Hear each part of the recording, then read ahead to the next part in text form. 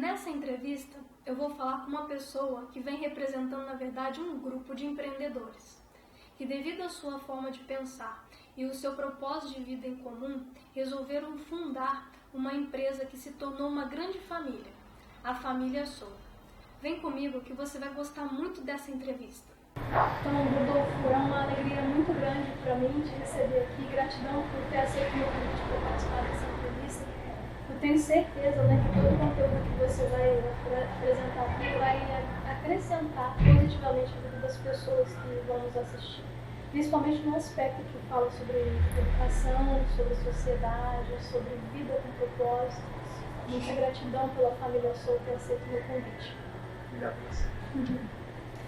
Então, primeiramente, eu gostaria de fazer uma pergunta que é que você pudesse nos explicar o que é Soul. Legal. A Soul é uma coisa bem complexa de ser explicada. A gente brinca que ela já é um organismo vivo que está em constante transformação. Mas hoje, quando a gente vai olhar no aspecto mais de negócio, o que ela representa, ela trabalha na área da educação, no setor educacional, e ela se comporta como uma iniciativa que promove experiências educacionais evolutivas para as pessoas. E isso de todas as idades. Verdade. E como é que tudo começou para vocês? Como é que foi a história de vocês? Bom, há uns 3 anos atrás, a gente ainda estava na universidade. A gente viveu um movimento universitário que foi muito enriquecedor para a gente, assim, em questão de amadurecimento, de altas descobertas, de evolução. E foi uma vivência muito mágica para cada um de nós.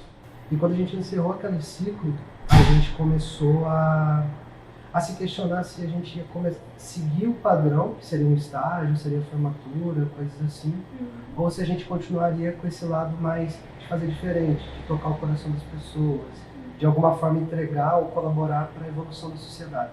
Certo. E aí foi um momento de escolha para a gente. Quando você fala gente, como que é esse grupo? Como é que é isso daí? São quantas pessoas? Legal. Hoje, no começo a gente começou em 6 pessoas. E hoje em dia a gente está em 14 pessoas, se não me engano. E naquela época o que tocou muito a gente foi um propósito de tornar o mundo melhor para as pessoas a partir das pessoas. Esse é o porquê de vocês. Esse é o nosso porquê. Que legal. E assim, desde o primeiro dia que a gente pegou na mão um do outro, aquilo se tornou muito vivo pra gente. E ainda hoje é o nosso filtro de qualquer decisão, de qualquer caminho que a gente opta por seguir dentro da sua. Eu percebo muito assim, Rodolfo, que um negócio, aquelas pessoas que têm o espírito empreendedor e querem realmente empreender, começam sempre com uma dor, a busca de uma solução de uma dor. Naquela ocasião, qual era a dor que esse grupo sentia? Quando a gente começou o grupo, assim, todo aquele sonho de tornar o mundo melhor para as pessoas, a partir das pessoas, a gente começou por uma frustração que a gente tinha com o sistema educacional tradicional. A gente, na época, cursava engenharia e a gente sentia uma necessidade de explorar outras áreas de conhecimento com o intuito até de amadurecer enquanto ser humano. Porque na grade curricular da engenharia, você vai acabando se tornando muito específico naquela área de conhecimento. É uma área muito racional, muito fria, se pudesse dizer, e a gente sentia aquela necessidade de explorar outras coisas. Então, naquele momento, a gente começou a procurar conhecimentos na área de espiritualidade, de autoconhecimento, história, filosofia, antropologia, coisas assim que pra gente fazia sentido naquele momento. Então, acho que era a nossa dor que foi suprida. E quando a gente começou a transcender isso para as outras pessoas, a gente começou a perceber que para elas aquilo fazia sentido. Que não a formação só técnica não estava atendendo as expectativas que elas tinham quanto à evolução ou quanto ao aprendizado. Então acho que foi uma dor que veio do grupo, não com a intenção de transbordar isso para o público externo, mas para a gente evoluir, que acabou fazendo sentido para as pessoas quando a gente levou essa proposta para elas. Que legal, muito legal. Eu ia fazer uma pergunta com relação a esse gancho. Se eram todos engenheiros, no caso? Na época, sim. E esse grupo via que tinha uma afinidade, o mesmo propósito, a mesma dor. Você acredita hoje o que a Soul faz? O que que a Soul faz, ela faz de propósito, ou seja, com propósito de também estar tornando, né, as pessoas mais próximas, direcionando elas para uma profissão que realmente faz sentido para a vida delas. Legal. Eu acredito que a gente faz de propósito, com propósito, sendo que aquela dor que eu acabei de te contar, ela foi só amadurecendo, ela foi só se clareando pra gente, a gente foi entendendo cada vez ela mais, de uma maneira mais profunda. E hoje eu percebo que o que a gente entrega para as pessoas é um olhar educacional muito diferente do que elas já viveram dentro de instituições tradicionais de ensino. Por quê?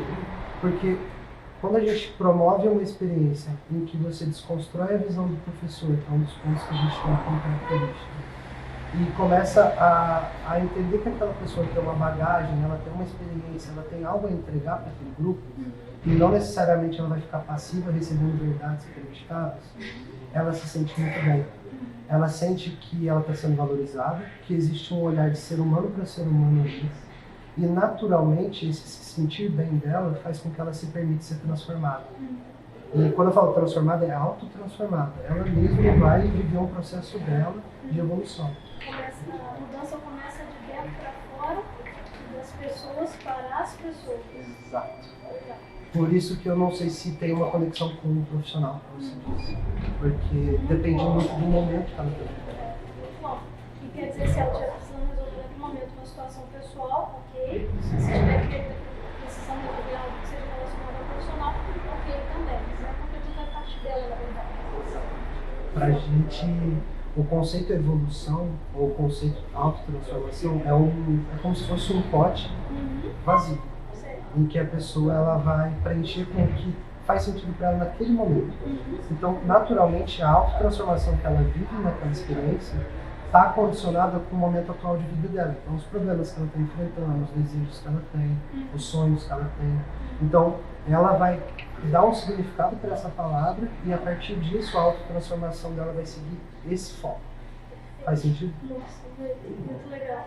Eu trabalhei durante alguns anos, né, dentro da indústria automobilística. Toda a minha experiência, né, na engenharia foi 10 anos aí, e eu percebi o quanto as pessoas às vezes tinham algumas coisas internas a serem resolvidas, né, e agora você trazendo esse conceito, né, todo que a Soul busca, faria muito sentido, faz muito sentido para as pessoas que estão lá, né, às vezes insatisfeitas com o que estão fazendo, por ausência de autoconhecimento. E eu queria colocar uma pergunta, né? Eu vejo muito a ação de vocês no meio virtual. É um grupo jovem, né? Eu sou um grupo jovem com muitas habilidades diferenciadas, né? Que agrega muito ao conhecimento humano. E eu queria entender como é que é a entrega de vocês. É um online no meio físico também. Como que é isso? Como que é o produto? Se uma pessoa quiser participar, como é que faz? Como é que vocês vão? Bom, é legal você ter citado a parte online, porque eu acredito que foi um dos maiores trampolins assim, para a Soul chegar onde ela chegou. Foi a gente entender como funciona esse mundo online, principalmente porque a nossa entrega de valor ela é pouco convencional, ela é um pouco surpreendente para as pessoas, difícil de ser compreendida de cara. Então o meio online para a gente, a princípio, ele funcionou muito como uma forma da gente educar as pessoas sobre o que é a Soul. Porque aí ficava mais palpável o que a gente entregava, fazia mais sentido para elas o nosso olhar para a educação. Depois disso, a gente conseguiu amadurecer um pouco esse olhar para o mundo online, a gente começou a trabalhar com experiências online, a gente tem conteúdos que são experiências e produtos da Soul, que são totalmente 100% online. E hoje em dia, o nosso relacionamento com o mundo online, a gente já ficou meio brother, assim, e ele, inclusive, faz parte de uma das nossas experiências presenciais, que começa online, para a gente conseguir alinhar alguns conteúdos, alinhar alguns rótulos, fazer as pessoas entrarem naquele clima da experiência, para ir sim para o encontro presencial. Muito bom. Então, o primeiro contato é online, depois vocês aprofundam isso no meio físico. E a Soul tem um conceito conceito que eu gosto muito, né, da questão da educação libertária. Eu queria que você comentasse um pouco sobre isso, o que vocês, como grupo, acreditam, né, e compartilhasse com a gente sobre esse conceito. Eu acho que quando a gente conversou sobre a dor que a gente sentiu naquele momento lá atrás, quando a gente começou, ela ainda era racionalmente pouco compreendida. E a partir do momento que a gente começou a estudar e se aprofundar dentro de assuntos educacionais, pedagógicos, a gente começou a perceber que as instituições de ensino hoje, principalmente as tradicionais, elas utilizam de uma filosofia pedagógica que chama educação doutrinária. O que quer dizer isso? Já existe toda uma grade premeditada, você já sabe mapeado certinho, passo a passo, como que vai ser a evolução daquele aluno dentro da instituição, e principalmente as verdades, o conteúdo em si já foi totalmente premeditado. Quando a gente começou a entender isso de uma maneira mais sistêmica, a gente falou, poxa, a SOU está trabalhando com a contramão disso. Porque esses valores para a gente não faz tanto sentido, por mais que eles sejam muito importantes, porque eles funcionam muito para desenvolver competências técnicas, conhecimentos técnicos. Quando a gente trata de assuntos como autoconhecimento, empatia, comunicação, precisa de uma sutileza maior na forma que você vai construir a linha de raciocínio pedagógico. E aí a gente começou a perceber que a gente se associava muito com uma linha filosófica que chama pedagogia libertária, que basicamente ela tem 5 pontos que eu gosto muito. Primeiro, o ambiente tem que ser totalmente fora daquela imagem padronizada de ensino que é uma sala de aula, enfileirada, com quadro e tudo mais. Então a gente procura sempre fazer experiências em lugares arborizados, no meio da natureza, talvez uma chácara, um lugar bem sutil, bem diferente. Um segundo ponto que é muito importante dentro da pedagogia libertária é como as pessoas se sentem nessas experiências. Foi o que a gente estava conversando mais cedo. Elas precisam estar confortáveis, elas precisam se sentir bem, porque senão todo aquele momento fica muito frio. E aí você não consegue acessar aquele lado emocional do aprendizado, que é muito importante. Você precisa gerar picos de emoção dentro daquele momento de evolução que elas estão vivendo. Um terceiro ponto que é muito legal é a desconstrução da visão do professor.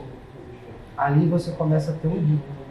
Um guia que, dentro da sua, a gente chama de facilitador, que ele domina aquela linha de raciocínio, mas ele não impõe nada. Ele funciona como um cara que vai te mostrar, poxa, vamos fazer tal coisa, vai funcionar assim, mas sem ter aquelas coisas muito engessadas. Um quarto ponto que é muito interessante é não ter resultado esperado. Por quê? Quando a gente trata de uma experiência evolutiva, uma das premissas é a autotransformação. E quando a gente fala em autotransformação, é realmente abrir de vida. Então é muito íntimo. Então, por mais que a linha de raciocínio ela tenha um ponto de fim, de chegadas, o que aquela pessoa vai tirar de toda aquela experiência é muito dela, porque está condicionado ao que ela está vivendo. E isso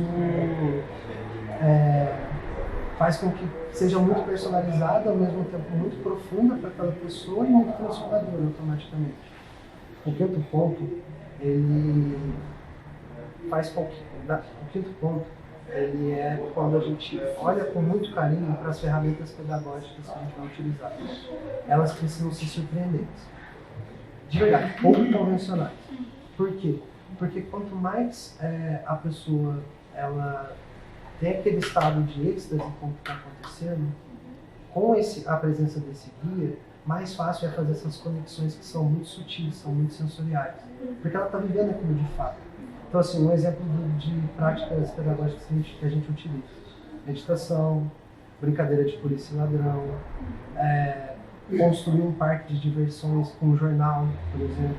São práticas que a gente utiliza para tornar aquela experiência marcante para a pessoa e, ao mesmo tempo, a gente conseguir continuar aquela linha de raciocínio sem elas ficarem muito todo passivas, ouvindo verdades que já foram pensadas por outras pessoas. Faz sentido? Muito legal. E você vai falando, né, Rodolfo, e eu fui me conectando com várias coisas aqui, né? Vocês são um grupo 3 anos, né, que você contou na sua história. Sim. Um grupo de algumas pessoas que são jovens que começou para poder solucionar uma dor que vocês estavam sentindo e depois vocês resgataram isso, viram que essa dor era latente também em outras pessoas e com isso está trazendo solução para o mercado, ou seja, o mercado está consumindo, né, está aderindo a essa nova ideia. Então eu queria deixar uma mensagem para quem está nos assistindo, que mediante toda a experiência, toda a bagagem, toda a história que a Sou está trazendo aqui para a gente, né, é que empreender não tem idade, não tem nenhum tipo de discriminação, né? A gente pode empreender desde que a gente realmente queira solucionar alguma dor, algum problema que está acontecendo e de maneira simples. Né? O que a Sou faz, na minha visão, é algo complementar, né? E eu poderia até dizer assim, para quem está ouvindo a primeira vez, talvez pareça ser algo complexo, mas na verdade vocês levam isso para a prática de uma forma tão simples, né, que realmente gera o resultado, a solução que as pessoas precisam. Eu imagino, Rodolfo, que não deve ter sido fácil, né, chegar nesse caminho.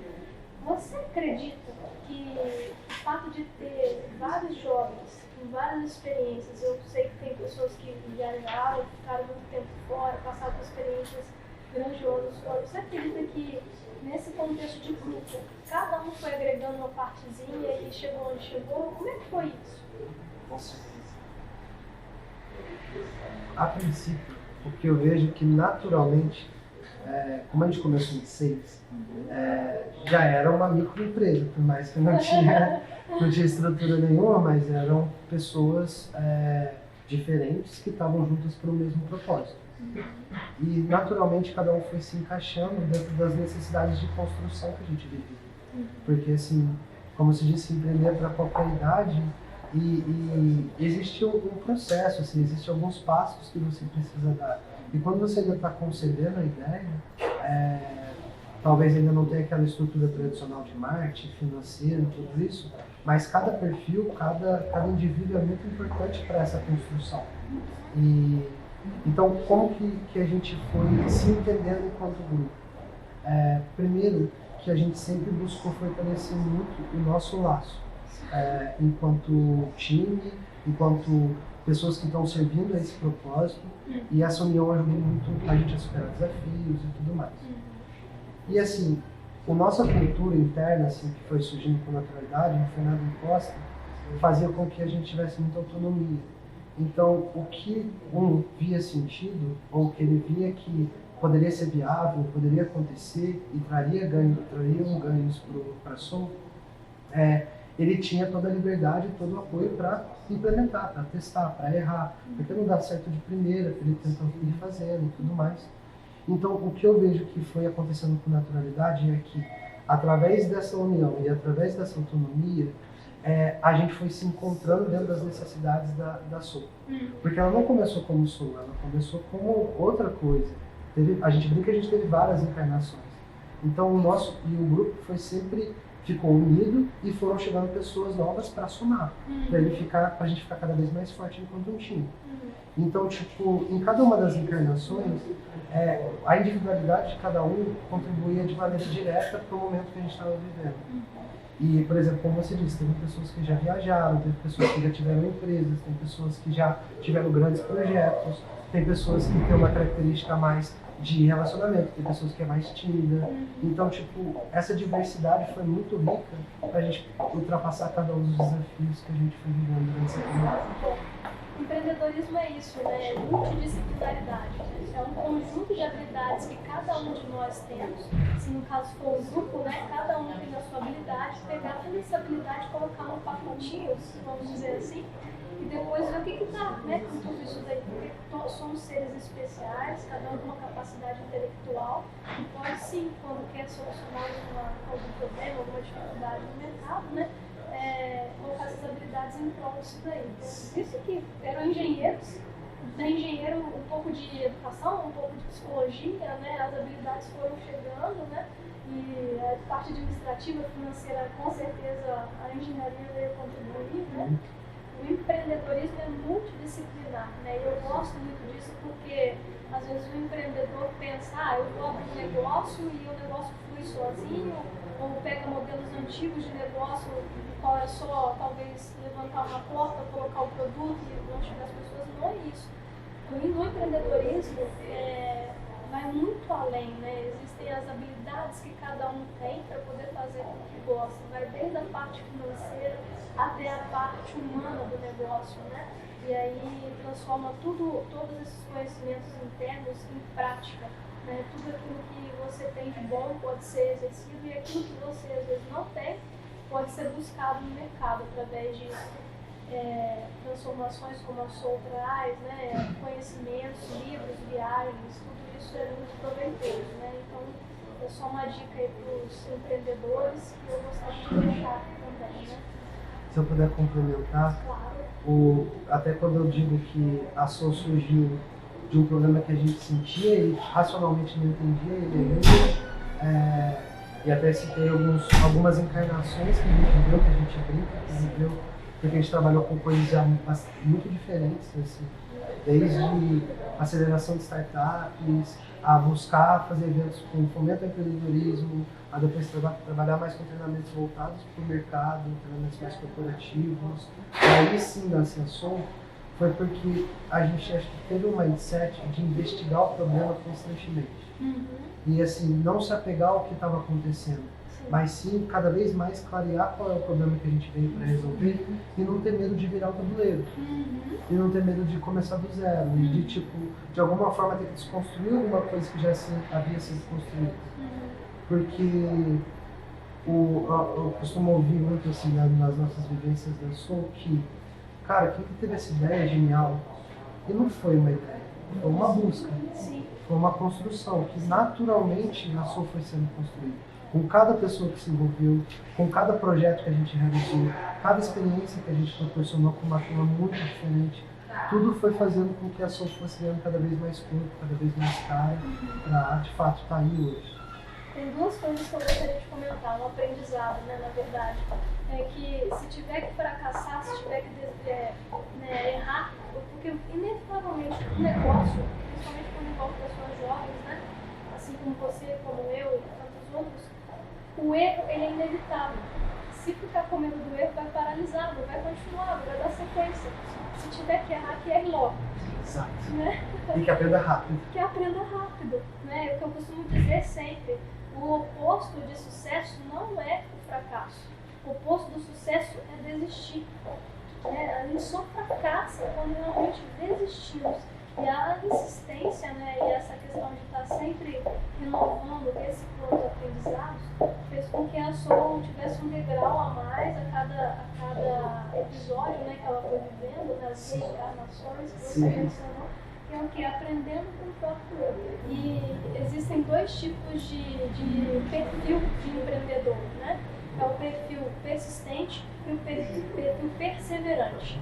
O persistente é aquele que às vezes comete um erro e ele, na cabeça dura, ele continua insistindo até que no momento ele pode vir a dar certo, né? Porém, o perseverante é aquele que foi o caso com a Soul, né? Aconteceu com a Soul. É o empreendedor que erra, ele volta um pouquinho atrás, aquela história, né? Dá 2 passos para trás para poder dar um para frente. Aprende com aquele erro, né? Quando ele retrocede, ele aprende com essa experiência e busca novas oportunidades, novas formas, novas maneiras de fazer aquilo para poder dar certo. Na maioria das vezes, o perfil persistente, ele não tem sucesso, ou quando ele tem, ele demora muito para alcançar. Já no perfil perseverante, visto o caso da Soul, foram 3 anos, né? E alcançou esse objetivo aí. Foi muito mais rápido aprendendo com os próprios erros, não é verdade? E quando a gente fala em aprender com erro, faz sentido na nossa mente, assim, a cognição fala, poxa, pode crer, legal, mas não é fácil de viver isso, porque existe toda a vaidade, existe toda aquela questão de você se frustrar, de você até se martirizar pelos erros que você comete. E aí dentro da sua a gente fala muito sobre 2 valores que ajudam muito a viver o erro e aprender com ele, que primeiro é o mindset de aprendizado, que assim, buscar ao máximo a evolução cognitiva, seja em áreas diferentes, em coisas que talvez sejam muito divergentes do seu negócio, mas buscar estar sempre trazendo coisas novas para o seu software para que você consiga fazer conexões mais rápidas. Porque não necessariamente empreender ou gerir não é uma ciência exata, é muito oposto disso. E o segundo valor que a gente conversa bastante internamente é a autorresponsabilização, que é de fato você perceber até onde vai sua culpa naquela situação, porque a gente brinca aqui, até onde a culpa é do outro, você não tem nada que você pode fazer a respeito. Então, se eu sei até que ponto foi minha culpa, eu me empodero para gerar mudanças em cima daquilo. Se eu simplesmente empurro aquela culpa, tá, aí você vai sofrer, você vai remoer e nada vai mudar. Então, o mindset de aprendizado, a questão de aprender com o erro, a gente pauta nesses dois valores, porque eu acredito de coração, complementando o que você disse, que qualquer empreendedor que consiga um sucesso, seja no que ele estiver empreendendo, com certeza ele tem uma habilidade de aprender rápido, agir rápido, de perceber erros e já contrapor esses erros e acelerando essa evolução do organismo que ele gera. Muito legal, muito bom. Quando você fala nessa questão da crítica, me vem aqui muito claro na mente a questão da autossabotagem. E dentro de todo o processo de coaching, quando a gente estuda essa ferramenta e começa a aplicar isso dentro do empreendedorismo, a gente vê que existem 3 tipos de autossabotagem, que é a autossabotagem da crítica a si mesmo, que a gente tem uma grande tendência de tudo que está errado, a gente vem buscar uma culpa dentro da gente, por que deu errado? E aí, muitas vezes, a culpa não é nossa, parte também das circunstâncias, que esse é um outro sabotador. Começar a ver a crítica nas circunstâncias. Não deu certo por causa disso, porque estava acontecendo aquilo, porque estava chovendo, se não brincar aqui, a gente arranja desculpa desse para tudo. E a outra, que além de não ser, uma sabotagem e acaba não sendo tão saudável, que é criticar o outro. Então são essas 3 áreas aí, crítica a si mesmo, crítica ao outro e crítica às circunstâncias. É como se fosse assim, a mãe pede para levar o guarda-chuva, vai chover, filho. E na desobediência acaba indo sem o guarda-chuva. E chega lá, o que acontece? Mãe fala, as coisas acabam acontecendo. Na maioria das vezes é assim, começa a chover. A primeira coisa que essa pessoa pensa é: poxa vida, por que eu não trouxe o guarda-chuva? Minha mãe avisou, também minha mãe insistiu para trazer o guarda-chuva, aí culpou. E depois eu falei assim, também tinha que chover justo hoje, aí culpa as circunstâncias. Os empreendedores têm muitas enraizado, às vezes quando está começando, achar culpados. Não tem culpados, não tem crítica, não tem que fazer crítica, é aprender com o erro e realmente ir em frente. E se for procurar culpados, você vai listar uns milhões aí. Então, a gente brinca que a autorresponsabilização foi a essência do nosso espírito empreendedor. A gente confundiu muito a nossa pegada empreendedora como entrega e não como indivíduo com a autorresponsabilização. Porque, como eu disse, a gente trabalhou com fomento ao empreendedorismo, com startups, treinamentos corporativos e tudo mais. E a gente confundiu esses 2 pontos porque isso que você disse de culpar ou a si mesmo, ou as circunstâncias, ou os outros, criticar, é o que a autorresponsabilização veio para curar. E assim, quando a gente fala em autorresponsabilização, é como se fosse 2 caminhos muito antagônicos. Ou você entra num ciclo de reforço de frustrações, porque você sempre vai tender para o lado negativo daqueles acontecimentos da sua vida, se responsabilizando pelas coisas ruins e ficando mal com aquilo, ou você vai para um lado mais de empoderamento, um lado em que você começa a perceber que você é capaz de transformar aquela realidade que você não concorda, você enxerga como fracasso, como problema. E muito do que a gente foi vivendo na nossa caminhada foi percebendo que a nossa proposta era difícil das pessoas entenderem, a nossa proposta era difícil das pessoas sentirem desejo. E pra gente era muito fácil fazer assim, a culpa é deles, a culpa é do ensino tradicional, que não explora esse outro lado da educação, a culpa é do governo, a culpa é do meu pai. Era muito fácil apontar o dedo. E acho que a grande essência do sucesso que a gente já alcançou é que a gente buscou sempre se culpar por esses cenários que a gente vivia e agir por cima deles. E mudar, e, se necessário, virar o tabuleiro, como foi de empreender para a sua. Perseverante sempre. Bom, perseverança. A gente está caminhando já para o final da nossa entrevista. Eu gostaria de fazer uma pergunta-chave para você. Tem alguma coisa que eu deveria ter perguntado, ou alguma coisa que você ainda gostaria de expor para quem está assistindo com a gente, para finalizar com uma mensagem de motivação para você? Legal. Cara, eu acredito que sim. Quando a gente pensa na Soul, ela, por si só, ela já é um diferente em si.